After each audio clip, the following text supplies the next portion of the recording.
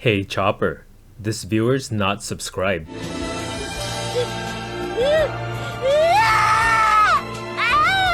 Car D Kaizoku. This video is sponsored by gumgum.gg. Discover the latest OP10 deck lists on gumgum.gg, updated daily. Be the first to see decks for new leaders as they emerge. With over 1000 deck lists per set, gumgum.gg has all the top strategies as soon as they drop. This video is sponsored by Card Market, Europe's largest online marketplace for trading card games. Alright, for our next ranked leader deep dive, we're going to be taking a look at Blue Doflamingo.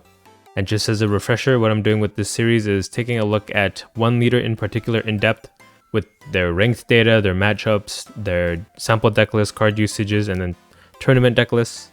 I figured this would be a little more interesting than showing you the overall rankings every week, because that's not going to change much. So I don't want to be bombarding you with the same information week by week. The last one we did was BY Luffy. That was our first one we did. Video kind of tanked. Could have been a fluke, I don't know. I did have to re-upload the video shortly after it premiered, so that might have affected its performance, so I'll have to see with this Blue Doflamingo video. If this one doesn't do well, yeah, I might have to rethink this series, but yeah, Blue Doflamingo, OP01 leader from the very first set of the game, recently has been performing really well in the East and the West, right, for the past 2 sets now since his starter deck got released. So I thought this would be an interesting deck to do a deep dive on. A lot of people are going to be interested in the deck, right? So every chart, every dashboard, every spreadsheet in this video was made by me. So in case you're wondering how to get access to it, you can't. These are all custom things I made. And then special shoutouts to OP Bounty, TCG Matchmaking for having this ranked data available. It allows us incredible insight into the game that we normally would not otherwise have. Also special shout out to Eggman Events and every other tournament list aggregator so that I could get access to their tournament lists. Right, I must be like a hassle reaching out to every tournament organizer to get these lists. So I appreciate them doing the legwork for that and building out whatever connections they have to the tournament organizers to get that proprietary information that the normal people can't seem to get on their own. But yeah, let's just jump right into the ranked data. So here's the leader summary page. I have it filtered for the entirety of 1 billion bounty plus for OP09 so far with ranked data. And this is data as of the 18th. If you're watching this on a future date, beware of that. But I doubt that this information is going to change much because his deck list is pretty set in stone. So from the sample size of 37,000 matches, probably one of the highest representative sample sizes we have to work with, we can confidently see that he has a 54.9% win rate as of now. We can see trending wise, it has gone down from the beginning of the year, right? December 30th, it was hovering around 55, so it's down 54 at the moment. It's not even a full 1% less, so yeah, pretty stable performance. It has a play rate of 18% out of all the ranked matches, right? 18% of all ranked matches include a Doflamingo player, and then has a higher going first win rate on average versus his going second at 56, right, pretty much 56 versus 53.6. Now each particular matchup itself does differ on whether you want to go first or second, but as a general rule, if you're not sure, going first has a slightly higher advantage, but they're both above 50%, so pretty much you have a good chance at winning no matter what. Now his matchups at a glance, I have like a detailed breakdown we'll go over later, but at a glance, his strong matchups are into Shanks, Purple Luffy, Blackbeard, Red Purple Luffy, and Purple Black Luffy. I have these sorted by the most popular leaders, right? His strong matchups don't end here, he has a lot more. But the interesting part you guys are probably caring about is his weak matchups, right? He's weak into Lucci, a 46% win rate into Lucci, weak into BY Luffy, as we saw evidently in a couple of the national finals recently. 41.92% win rate against that deck.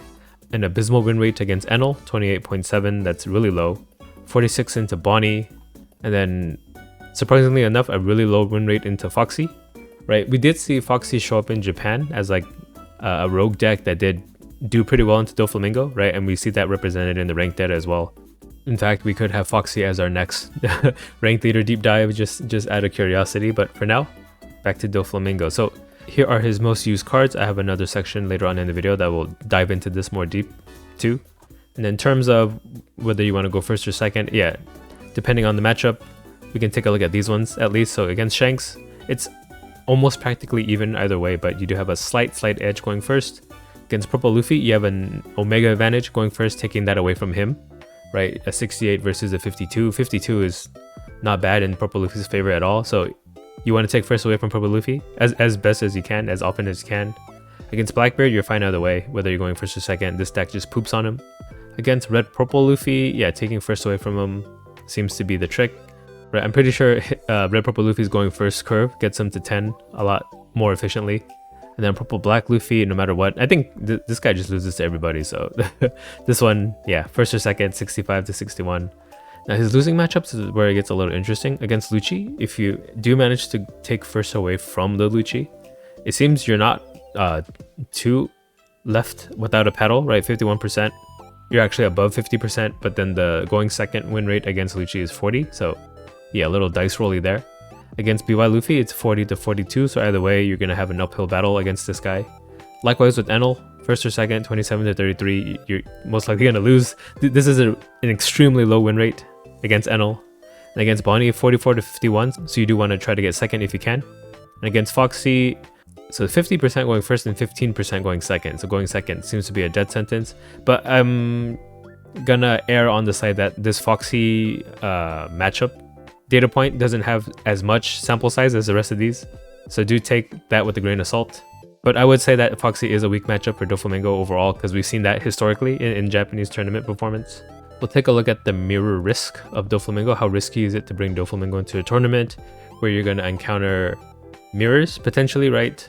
Because in the mirror, being that Doflamingo is an 18% play rate leader on the ranked sim, you're most likely going to encounter a lot of mirrors playing this guy. And yeah, his going first versus going second win rate into the mirror has a variance of 6.73%. That's actually really low. It looks like you do have a slight advantage going second, 53 to 46. But yeah, I don't think going first into Doflamingo is unwinnable. And that's represented here with a mirror risk of 0.1, which is, I believe he's like 1, 2, 3, 4, 5, 6 on this list. And it's most likely just due to his play rate. He's the most played. You're going to encounter a lot of Doflamingo mirrors. But even in the mirror, with the 6.73% win rate and a mirror risk of 0.1, it's not too risky, right? It's nothing like Purple Luffy, who has like a 70 to 30% variance, a 41% variance in total. And he's also quite highly played at 10.7%. So yeah, Purple Luffy is like omega risky. If you encounter the mirror, you just lose. If you lose like the coin flip or the die roll before the game even starts. Doflamingo, it's not as bad. 46% is not like the worst thing to try to claw your way out of. So because of that, I would consider Doflamingo pretty safe. The fact that the variance is this close, this tight. We'll take a look at the card usages in the Doflamingo deck. We'll only look at the last week of 1 billion bounty berry plus. I always mix those words up, but you guys get what I mean, right? Because when I looked at the full 1 billion bounty, it was kind of funky. People running like some weird stuff, but just looking at last week, this is the most used cards. So every list ran 2 gravity blades on average. The number on the top right is the average number of cards, and then yeah, the percentages. What percentage of the decks on the rank sim are running this card? So gravity blade, 100%. It's either most everyone is running 2, but there's probably one guy who ran 3 that made it 2.08. This forecast law, I hate this card so much with the passion, but it is like one of the best cards in the deck. 100% run rate, and as a 4 of. Like if you had to ask me what card you would want me to ban, it would probably be this card, to be honest. But I know saying that is probably just gonna rile a bunch of people up, which is what I want, I guess. So yeah, get mad at me for wanting this card banned. Comment about it, please. And then there's the 2K counter Buggy, who, yeah, of course he has to be ran. I'm pretty sure Doflamingo list is pretty tight, right? I don't see it varying too much in like 99% of the cards, but the quantities might be surprising. So 3.5, not everyone runs this as a 4 of. Weevil, 100%, but 3.97, there's like one guy who doesn't run Weevil as a 4 of. And then Pudding at 100%. This card is like one of the main benefits of running blue at the moment. A lot of people want this card banned too, because it outright just shuts down certain playstyles, right? Turtle decks that like to have big hand sizes, they just to survive blue Doflamingo, they're not allowed to do that because of this Pudding. So that's the argument against Pudding. And then yeah, it's looking like, I used to see this as a 2 of on average, but it's looking like it's creeping onto the 3 of range, 2.74. There's the 2K counter Mihawk 2, 100%, 3.85. So not everyone runs this as a 4 of either. Even though it's a 2K, I would assume that it was an automatic 4 of. Same with the 1 cost Perona, 3.87 here, but 100% of the decks run it in some capacity. The 4-cost Boa is, of course, 100% 4 of, and then this 2-cost Teach, 100%. It's somewhere between 3 and 4 copies at the moment. Jinbei is an auto 4 of. The Sengoku's 3.9, so it's almost an auto 4 of. Just one guy who doesn't agree and runs it as like a 3 of. And then, of course, the leader has to be run in every deck. Perfume Femur at 97%. So there's some Femur lists, Doflamingo lists, at a average quantity of 1.5, so that a 1 or 2 in a deck, that makes sense. This missing image here is TCG player missing all their starter deck images for some odd reason. They had it at one point, but it all disappeared. So I'm just displaying what I display from TCG player. You can blame them. But yeah, even this card is not 100% run. And even in the decks that are run, it's like 2 to 3 copies only. So that's interesting. The 2K Counter Crocodile, 94% of the decks run this at 3.68. Jozu is probably our first contentious pick, right? Not all decks run Jozu. It's 74% of the decks, and then when they are run in the deck, it's like 2 to 3 copies only.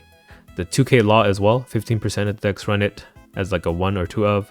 Red Rock is also very, very niche tech. 15% of the decks run it at, it looks like it's almost at like a 1 of, right? Just 1 of copy in the deck. Same with the Kaido. Kaido is never more than a 1 of on average, it looks like. 12.82% of the decks. Kaya also. I'm guessing Kaya is in conjunction with the Jozu, but I guess Doflamingo doesn't really need to run it because he has access to Perona and this Buggy to bounce back. But we did see a tournament come down to this Kaya winning them the match, actually. Right, it was at Rush Shanks against this Doflamingo in the Japan Wave 2 finals. This blocker Doflamingo no longer run at all. Like one guy runs it, it looks like, as a 1 of 2. Gum Gum Rain also. And then whatever this starter deck card is.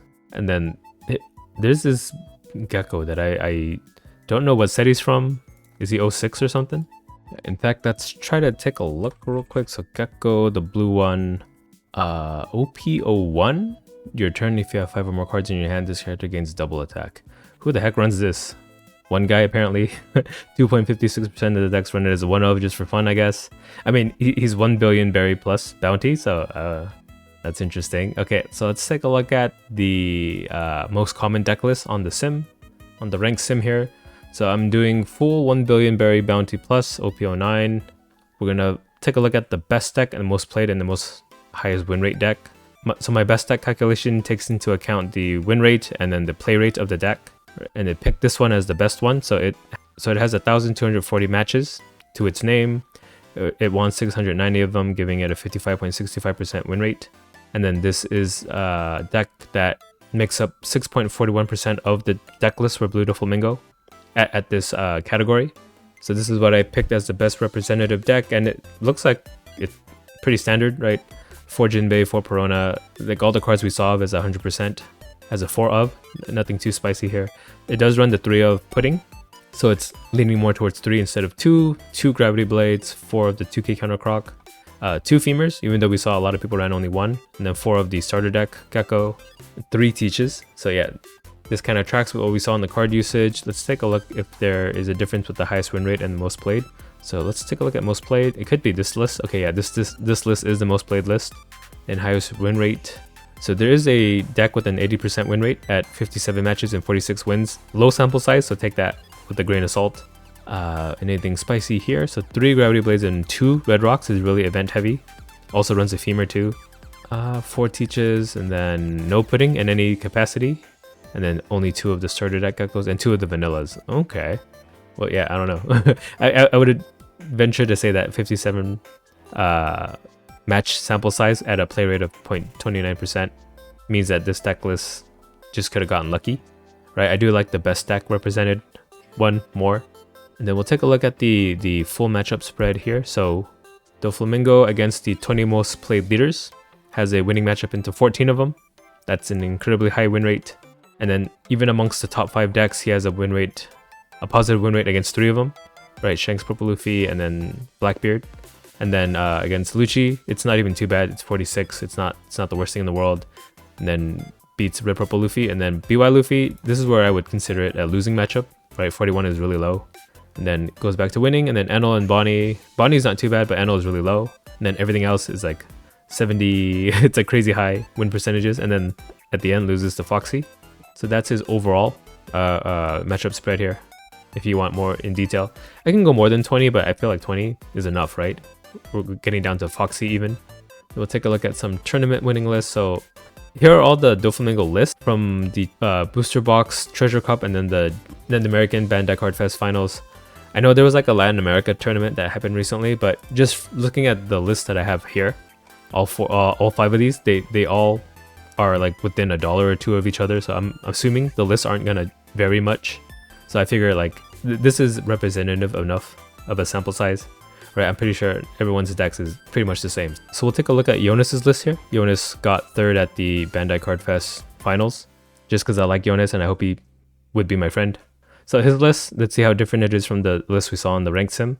So we see 4 ofs of the cards that we expect to see 4 ofs of. Also runs 3 Pudding, 2 Gravity Blades. This list looks exactly like the one on the ranked sim, so it could just be that everyone on the ranked sim, after seeing Jonas perform with this deck, just runs the same ratio as him. Right, I'm pretty sure it's an exact 1-to-1. Yeah, pretty much. So let's take a look at one more, just so we can see if there's anything different. He was the only Doflamingo at Bandai Card Fest. So we'll take a look at Fibo's list from the Treasure Cup. Okay, so yeah, he does run the Jozu, which Jonas did not run. That's pretty much it. It's whether you run Jozu or not. That makes this like, what, $2 difference. So there's that. And then on the Japan side of things, we'll take a look at a couple of Japanese lists, courtesy of gumgum.gg. They have Asia lists on their site, and they're my lovely sponsors too, so check out their website. So on the eastern side, anything spicy here? So they run Pudding as a 1-of. It seems we run Pudding a lot more heavily in our meta. Jozu is a 4-of here. They really like Jozu over there compared to us. Interestingly, no Gravity Blades but 2 Red Rocks, and then that 1-of Mihawk that we saw did not come into play in any of the matches. Yeah, here's that one Kaya that I mentioned earlier. This is the guy who won against that Rush Shanks thanks to this Kaya, because this Kaya helped him find that one extra counter he needed to survive his like all out. I have that match live reacted to on my channel if you want to check it out. And yeah, in the end, Reika's, this is his list. He got 2nd. There was one more Doflamingo at this tournament that we'll take a look at their list of. So Hinta got top 32 at the same tournament. Also runs a high number of Jozu, 3 of though, and then only 1 Pudding still. So it seems like this is the norm there, 1 Pudding only. He runs 3 Gravity Blades instead of the 2 Red Rocks. And yeah, they're on 1 Femur there, it looks like. Everything else is pretty much the same. Yeah, so even going to OP10, nothing changes. It's all the exact same cards. And yeah, if you wanted to build out a blue Doflamingo deck, it looks like on average, it's like $140 as we see here. If you buy the lowest minimum rarity version of each card. We even saw that with the tournament list, right? Jonas's list is 141, and the most expensive one here is Fibo's at 143, like $2 more. Very affordable deck. Very consistent too. And yeah, that's all I had for this video with my blue Doflamingo ranked data deep dive. We went over the leader summary, his matchups, his mirror performance, his card usage, his deck lists on the sim, and then deck lists at the tournament level, both on the western and the eastern side. So yeah, let me know what you guys think of this video, if it helped. If you have any suggestions too, I would love to hear it. I want to make this thing ongoing series, so any feedback would be appreciated. You can like and comment, I would appreciate that too. And subscribe to my channel if you're not already subscribed. I have a bunch of other videos too, not just analysis but market videos and gameplay videos and tier list videos, just everything. I try to keep it varied on my channel. Yeah, thanks for watching.